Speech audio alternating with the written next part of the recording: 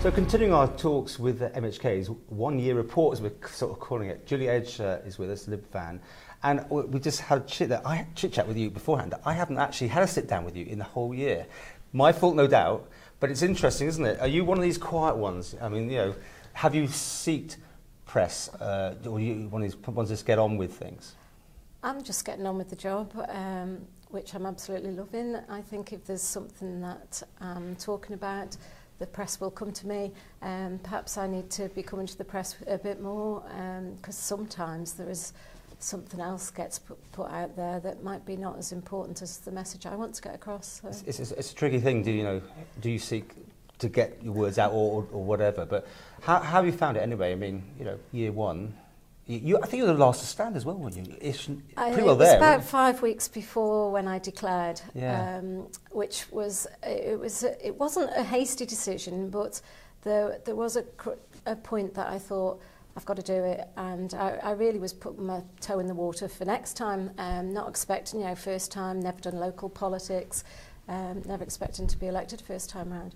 So a bit of a shock. A bit of a shock. However, once I was campaigning and knocking on every door, which I made sure I went round as many properties as possible, I realised how many people I knew in Onken I'd forgotten. I've worked so hard within education for 20 years, doing long days. This is long days, but it's no different to what I've been used to. And I was knocking on the doors and everybody was saying, "Oh, why didn't you put your maiden name? We'd have known who it was." So it was quite comforting, really. But Did you have a main point? I'm asking people when you went door knocking. Obviously on a LibVan ticket.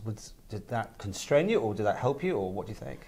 The LibVan ticket is purely that you believe in the LibVan policies, but you can also have your own policies, which I'm quite. I'm a very principled person, and my principles might not necessarily be the ones that are in the LibVan policy, but I will stick to my principles. And in the past, that's caused people to leave the party. I mean, twice, people get in and then they've left, but no one has done that this time. Have you had confrontations? I think the difficulty, it's not a difficulty, but I think what people's perception is that LibVan is a big engine like a political party in the UK. It isn't. We've got 3 members in there. The support I get from my colleagues that are represented, Laurie Hooper's really supportive, but the majority of the work I've done has been on my own with support from family, doing a lot of my research, and obviously I've got a lot of knowledge after 38 years in the public sector. So, I mean, Kate Beecroft being sort of a minister, has that caused jarring? Because LibVans are normally the sort of party that, well, they always were the ones that would question things, let's put it that way, politely. Has that caused difficulty for you? It's not caused any difficulties for me. I've been disappointed at times when the Comyn line has had to be followed by Kate and she's not voted with me. However, it works both ways, doesn't it? Did you tell her you're disappointed? Yes, I think she's aware that I'm disappointed. We do speak. We don't meet regularly because we're all very busy.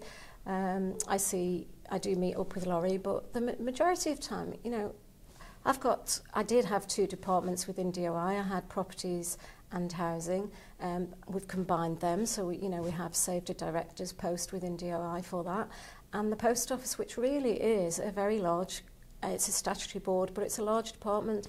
Its budget is higher than DEFRA's and Home Affairs, so I'm really enjoying that, and it's a very good model of a government board who actually returns a profit to the government. So, the officers within the post office are very aware that what their role is, and they know they have to return this levy, and they work really hard to do that. How have you found this year in general then? I mean, was it everything you thought or more, or what? I came into politics because I was extremely frustrated with hearing lessons will be learned, fully aware that a lot of policies weren't being followed by very senior people within government. That was one of my main drivers. I have had a lot of policies looked into or changed, and particularly was proud quite early on to get my other colleagues to understand that when our own students were returning to the island to become teachers or nurses, they wouldn't get the allowances that people from the UK were getting, and that has been changed. So, you know, I'm really pleased about that, because it's unfair. Because you're from the island, you should still get a relocation package. If we want to, we're short of key workers. We need to be attracting them as much as anybody else. So how was it? I mean, from hitting, everyone said hitting the ground running, of course, but, you know, your first year, was it, I mean, people watching this now, would you say this is one of my better ideas to be in politics, or it's tough? I mean, you know, help me out. What do you think? It's definitely the best decision I've ever made. I think I was shocked at how little some of my colleagues are aware of how the government operates, how it runs. We talk about this big engine. It is a big engine. If you know your way around the big engine, you've got more opportunity than some people coming in completely blind of government and its operations. I would say, yes, it is the best job I've got. I've had, should I say. I've only got it at the moment. But I've done it for the people, and I will continue to do that, and I'll stick to my principles on everything. What's in my manifesto will be. I've achieved quite a number of. Have you got anything you're looking forward to pushing in the next year? Because I mean, you know. I think the one thing I stated in my manifesto was transparency. People that have got directorships, etc. As MHKs, we have to declare any of our interests, which I haven't got an issue with. But I do feel that I want to push that should be MHKs. That needs to be senior civil servants and people within government, because we need to be complete transparent government. Are you concerned about the amount of civil servants we've still got? It seems to have gone up slightly more. It's gone up, and again, it's one of the. It's been all year I've been asking questions. I was quite disappointed actually to read an article in the newspaper that stated that my figures were incorrect, because the figures that I've been quoting on the floor of the House are from questions and answers I've received from the said officers. So it's quite disappointing to read that, when, you know, I can't control what responses I get to my questions. I hope they're full and honest answers. But when you see an article like that, it does lead to a bit of doubt. Yeah, trying to cut the civil servant, and you're dealing with civil servants must be tricky. I mean, you know, you're dealing with people who don't want to lose their jobs. Yeah, it's not about losing jobs. It's about rebalancing and making sure we're doing the right thing. You know, we've got a salary bill, was it 368 million, which has now got a 2.3% on it. I want to protect frontline services, and what I've seen in the last 10 years, the last two administrations, for scope of government report, is we've seen layers of additional management and bureaucracy go into the system, and a reduction in frontline services, which has also been proven by statistics. Okay. Do you want to be a career politician? I'm asking people that one. I think that's down to the public. If they think I'm doing the right job for them. If there's election today, would you want to stand again then? I would stand again. I don't think I've finished everything that I've set out to achieve. I've done a lot, and I will remind everybody, look at their manifestos. Would you fancy being a minister? And if so, what would you like? I haven't really thought about that. I'm so early in my political career, although I've got a lot of experience in government. Post office, large department. If Howard Quayle asked you, though, you'd stand up, would you, to the plate? I would have to consider it carefully. It would depend on what it was. The one thing I do is make decisions, and I haven't got, you know, I've got backbone. I will make them just tough decisions. But I think the most important is how you communicate tough decisions to the people. And I think sometimes that's where the message doesn't get out quite right. And I think you've got to be clear about your message. Have all your answers, because the public will look at it. And I know with prescriptions, people are saying we should be doing this, we should be doing that. In my manifesto, I said we need to be looking at national insurance, and I think it's a national insurance issue. It's not a particular health department issue. Do you think anything could tip you out of the party? I mean, do you think it's working okay? I mean, just you know. It's working okay at the moment. You know, I'm quite happy. I don't know. Obviously, I will vote with my own views on principles. Yes, there are. That will cause conflict at some point, won't it? It could do, but I would hope that anybody within the party would understand the reasons behind me making those choices to vote in whichever way. The votes are all public, so people can see that, you know, that is how I've voted. So, how's it been for your personal life and balancing this whole thing? I must admit, I say quite often, I sit in Tynwald and I look around the room and there's 5 ladies in there, and I look at the gentlemen in their crisp, smart shirts, and I think it is a fine balance. I'm a grandmother as well. I've been a single mum. I'm a grandmother. I've got elderly parents who are getting frail. And it is a fine balance, but if you're prepared to put the hard work in, you can achieve it. You know, I might work till 2 in the morning, I might be up again at 6, but that's what I've been elected to do, and that's what I've always done in anywhere I've worked, so I'll just continue to work hard. Okay, well, it's been great talking to you today. Thank you, we must do it more often. Yes. Rate yourself out of 10, I've been asking people. You get the chance to know this question is coming, of course. So. I don't think I should rate myself. Oh, you know what it is. No, I think that's down to the public to decide. Really? I'll know. And if I push you, you won't give me a number? I don't know. I think I've achieved an awful lot, and the one thing I haven't mentioned is FD8s and FD30s. I think that is something, another area that I will be looking at further, which is your confidentiality clauses and that. So, because transparency, transparency, this is running through your thing here. Yes, it is. So when we put a freedom of information request in, there should be a good reason if we don't get an answer. You'd want to know why we're going there. I would want to know why. Yes, yeah. Okay, we'll try that. Okay, you've got to give me a 10 out of 10 for the government's, the direction of travel here and how they are doing. You as a collective, how about that one? I think the programme of government's a start. I didn't think it had gone far enough. I think it's down to how we're performing. They are putting updates out there. I know there's some calls out there from in the public domain, people saying, oh, this government's not doing as much. I think we are gelling. I think that particularly the new members, we're all supporting each other. And I think that's the most important. Without us all being collective and making change together, making the tough decisions together, the Isle of Man's not going to see any difference. It's going to say, oh, same old government, same old administration.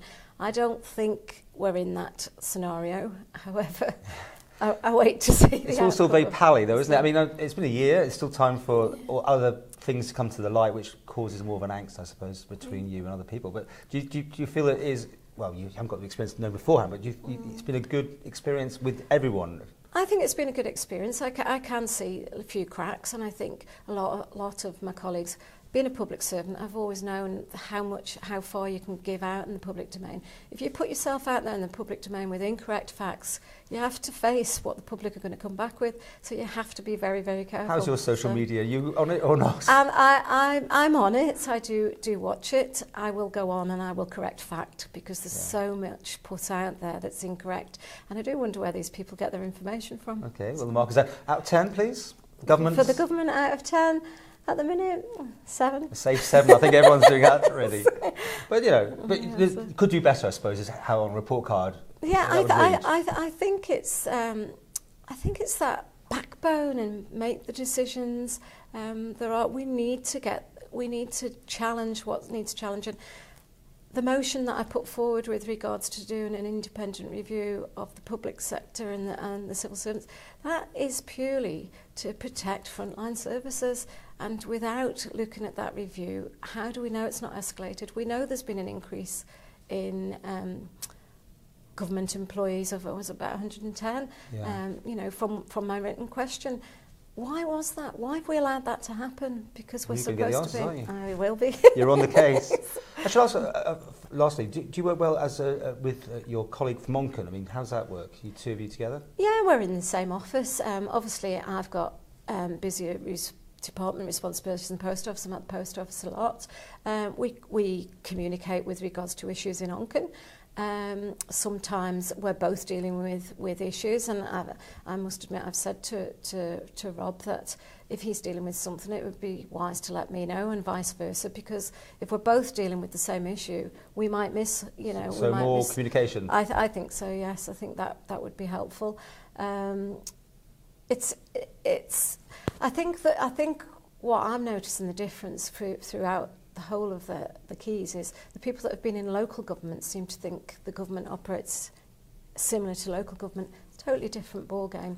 And I think that is coming through. You know, you can't do what you do in local politics. It's national politics. We've got to do the right thing for the island. Did you get enough support when you started then? I mean, I know you go on a sort of training course, but do you think there was enough information to tell you how to do this job? I think we had more than previous elected members have had. A lot of it I was already aware of. Again, being in the system is very helpful, very useful. I think media training should be one of the first things that, you know, we're trained in. You got it now? Yes, yeah, but I think that's practice as well. I think that's something once you put you're a public face and you have to be. I go out in the village all the time, and I know I might be saying I'm going to be 5 minutes, but I'm in touch with the electorate all the time. I've helped so many constituents, and my concern with that is the majority of people that ask for help, it's their last resort, and a lot of the time it is simple errors that have been made within the system. So that's where we need to step up the game, get the, you know, make sure we've got the right people in the right posts, doing the right thing for the people of the island. Okay, well, we'll be talking more often, and if yes, not at least a yearly report, but hopefully more than that. Yeah, no, and you know, you've obviously got enthusiasm, so I think is yes, yeah, no, I really have. You know, I wake up every morning and think, great, what have I got to challenge today? What am I tackling today? And I think without that enthusiasm, you've got to let a lot of things go over your head. Some things are collective. On the department, yes, I have responsibilities, but I know there's been quite a bit of criticism on social media with regards to housing and the rent increase. I didn't recommend a rent increase of 2%. That is outside of my control. I can make my recommendation, which I did, which was 1%. But then it goes to COMIN, and it's a COMIN decision. So I think there's a lot of misunderstanding out there of what, as a department member or responsibility for how far it goes. The end decision doesn't always sit with you as the member. So, you know, and that is interesting because you watch that, and that's when I will defend myself, because I like to see the correct facts out there. So that's you know, my mission was bring the pride back into vote for change. I think it was on my posters, bring the pride back into the Isle of Man, and that's what I want to do, because I think we've got a fantastic island. We've got a lot to offer. I meet so many people that really would love to live here. Can't believe what we've got, and I think we've got to keep that we've got to keep that positivity up there and not be negative politicians.